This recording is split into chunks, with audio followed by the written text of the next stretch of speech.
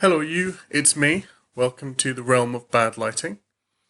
I know I'm doing the videos that are a set of three where we're going through the books I've read already this year, but I did just finish one and I'm chucking it in the middle. But this is, since I just finished it, and I'm trying to do a review for every single book individually and not do too many sort of multiple videos.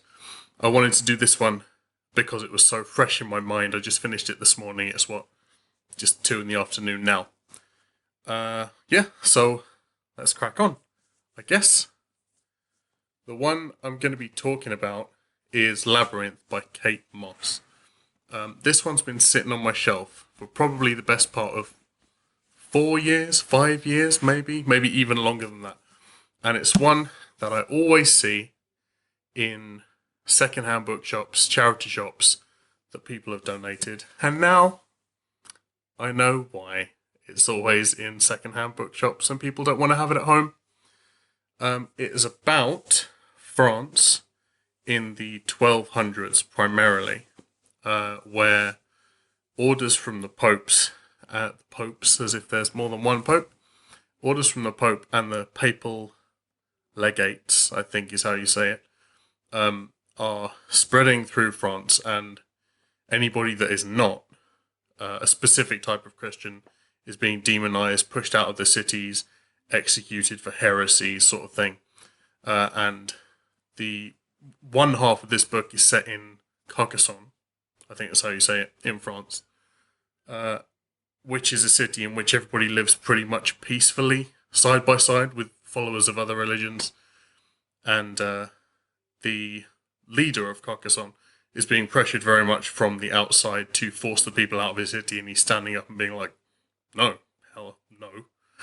And during this sort of mass exodus from other cities, the battles he has to go through with the heads of the cities around him, is about people that are the guardians of 3 books that are about the Holy Grail, are about the location, the properties of the Holy Grail, and it's about people, the baddies basically trying to get their hands on these books to find the Grail and have it for themselves. While this is happening, it jumps back and forth between the 1200s France and modern day France, about somebody who's working as an archaeology volunteer, and it's sort of a parallel of the same type of thing. She goes through uncovering about these books, people that are hiding the books, people that are struggling to obtain the books so they can have the Grail. And she gets sucked into the whole turmoil of this, while sort of discovering her relation to the characters in the past while this is happening. Yeah, so that's basically the plot. Grail quest, bit Indiana Jones, bit Da Vinci Code. That's what it's about. Now for my opinions. The whole way through reading this, I was irritated, annoyed. There were a lot of things in this book that annoyed me. The things I liked about this book, I have written a few notes down.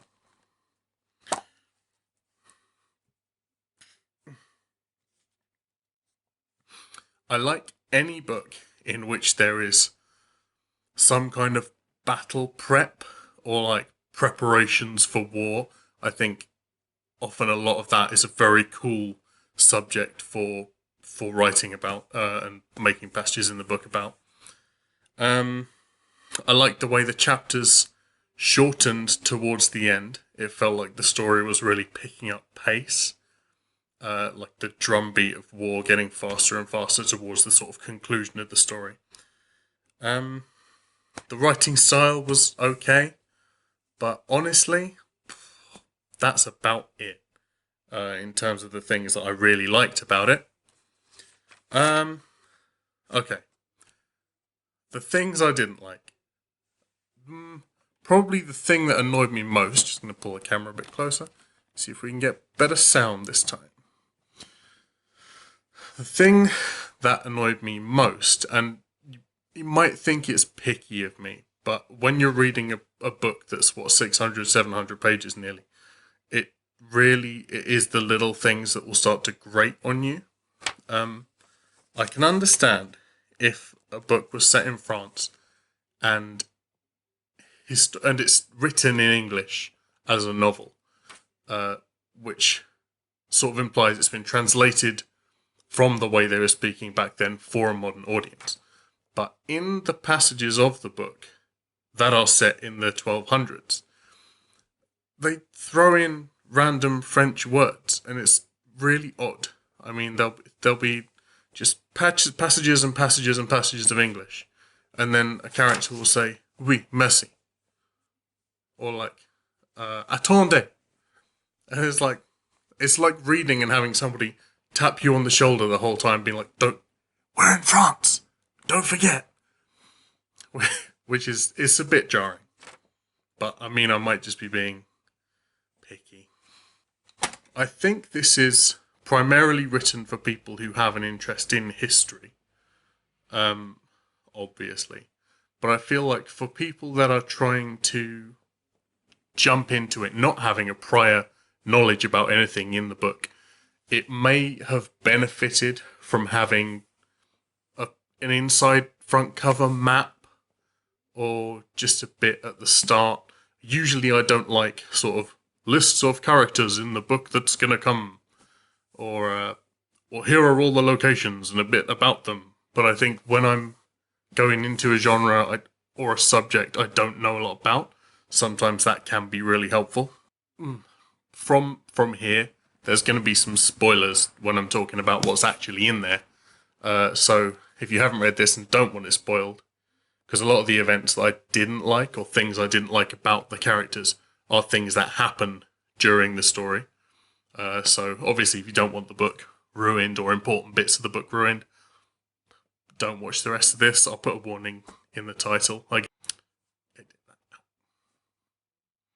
So the modern character is called Alice Tanner, and the historical I really feel like it's supposed to be versions of the character, so like past version, present version. So modern one's called Alice.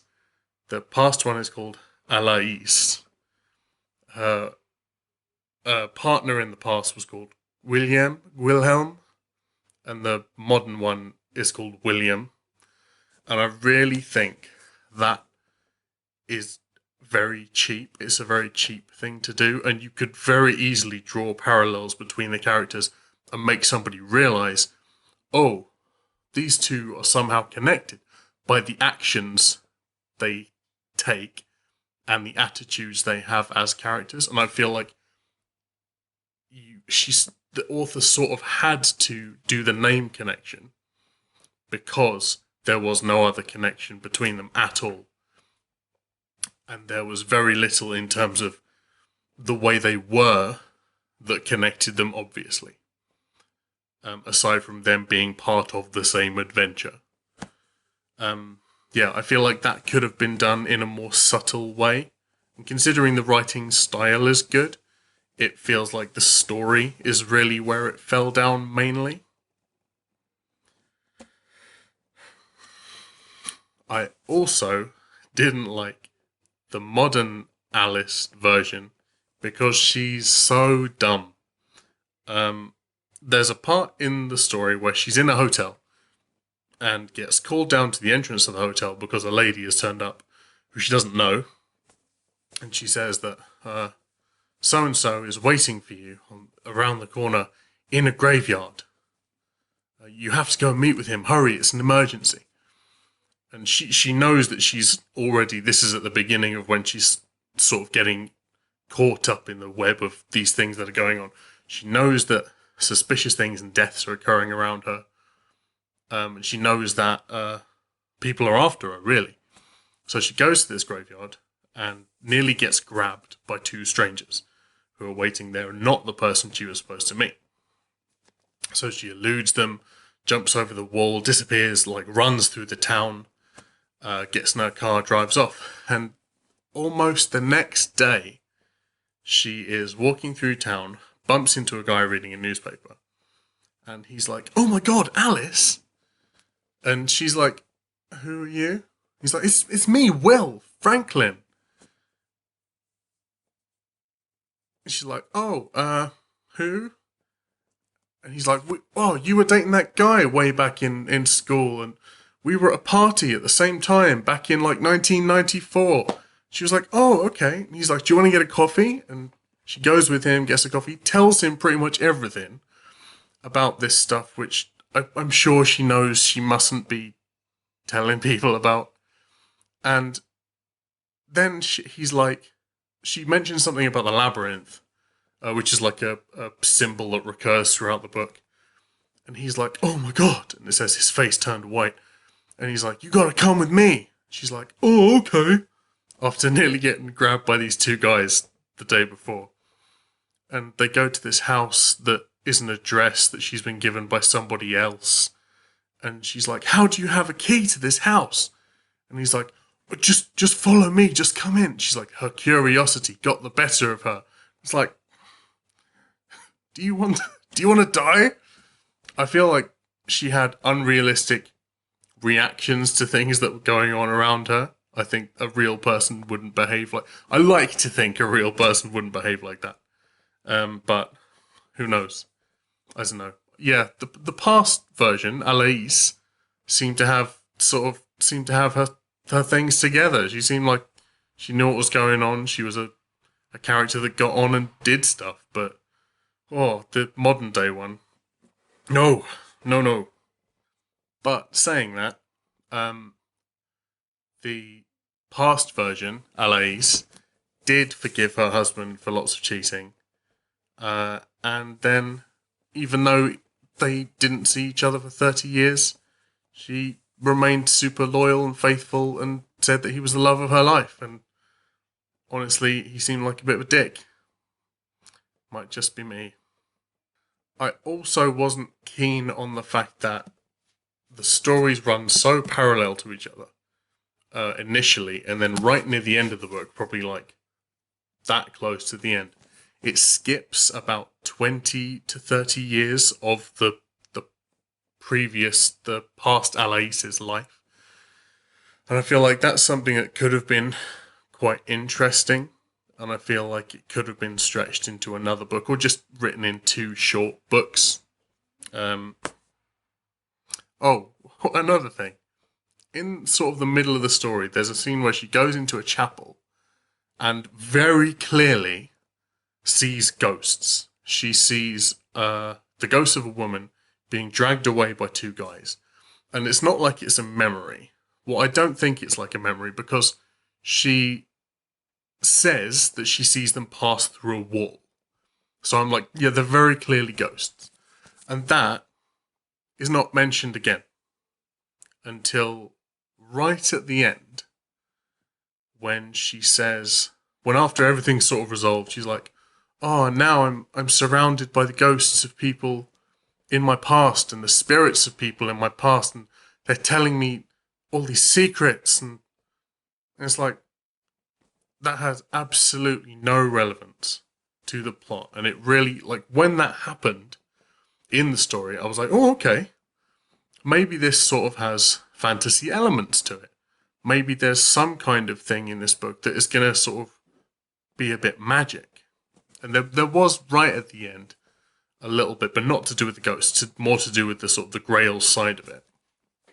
And the very, very Indiana Jones ending that this book had, with the magic Grail, the guy protecting the Grail who has become immortal, and then the whole building collapsing down around everybody, felt like the end of Indiana Jones.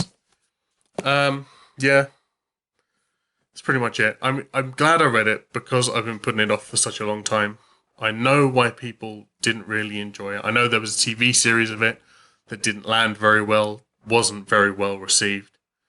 Yeah, so wasn't particularly great. But, you know, read a big fat book. So probably give it 4 out of 10 because it wasn't the worst book I've ever read. But read it if you like history. I mean, you might get something out of this book that I didn't. if you're a big history buff or if you just love Grail quests as a theme. Yeah, that's pretty much all I've got to say. It's just a bit of a rant review, really, because I spent like a week reading it, and I feel like I'm cross when I spend that long on a book and it isn't really good. Yeah, that's pretty much it. So tell me what you thought of it if you read it. If you've got anything else for me to read, obviously comment down below. Tell me any booktube tags that I can stick up that you might want to see. Hope you're doing alright in isolation. Thanks for tuning in, and we'll see you next time.